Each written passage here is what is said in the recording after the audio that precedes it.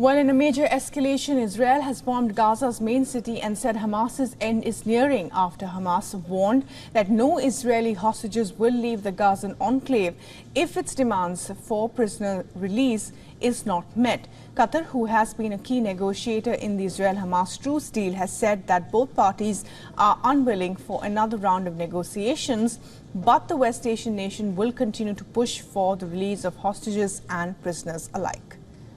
We are going to continue. We are committed to have all the hostages being released, but also we are committed to stop this war and to stop the bombardment of the innocent Palestinians. It always takes two parties to be willing to such an engagement. Unfortunately, we are not seeing the same willingness that we had seen in the weeks before.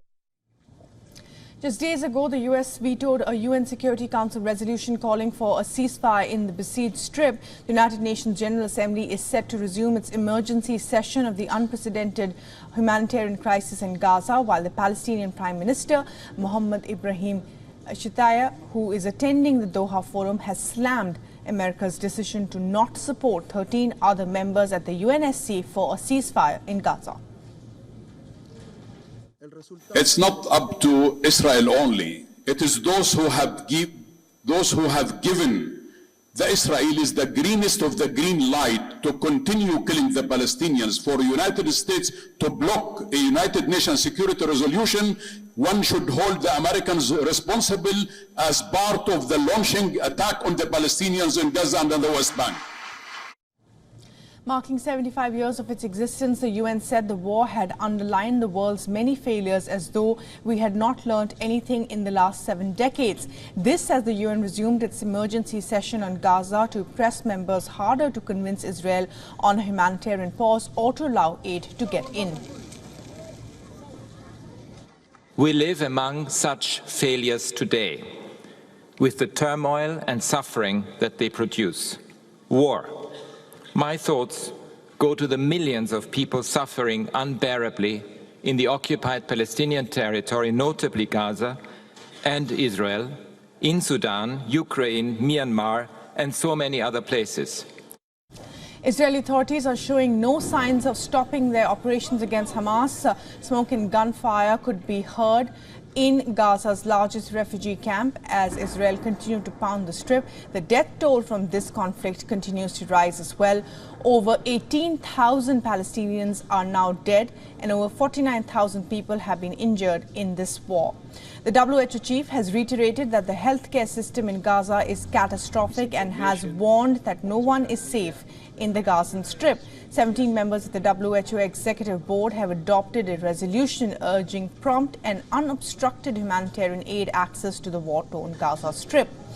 Meanwhile, streets in West Bank and Jerusalem remained empty after Palestinians working in commercial shops, educational facilities went on strike in solidarity with Gaza.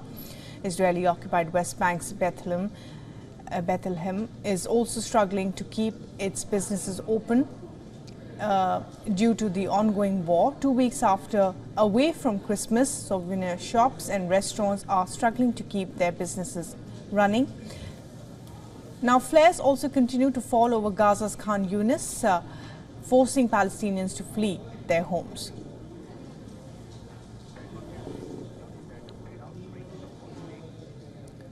And our correspondent Jody Cohen tells us more about the mounting number of Israeli soldiers also dying in this war. I'm outside one of Israel's main rehabilitation hospitals. Now, the IDF has published figures of Israeli soldier casualties and injured. According to an Israeli media report, though, the hospital data is showing higher figures. The IDF says that's because the hospital data includes soldiers admitted for matters other than those related to the war, that the IDF figures are only soldiers unfit to return to office and doesn't include other servicemen. I've spoken with some injured soldiers over past weeks, and morale remains high. They do want to get back to service, and that's because Hamas is seen as an existential threat to Israel. There's a risk of them carrying out another 7th of October style massacre, which Hamas has said it intends to do. We've also seen thousands of rockets fired into Israel. Now, we've not only seen rockets fired from Hamas in Gaza, we've also seen an increased number of rockets fired from Lebanon, and Israel's National Security Advisor Tzachi Hanegbi has suggested that once Israel deals with Hamas, they will have to turn their attention to Hezbollah in Lebanon as well. This is Jodie Cohen for WION World is One.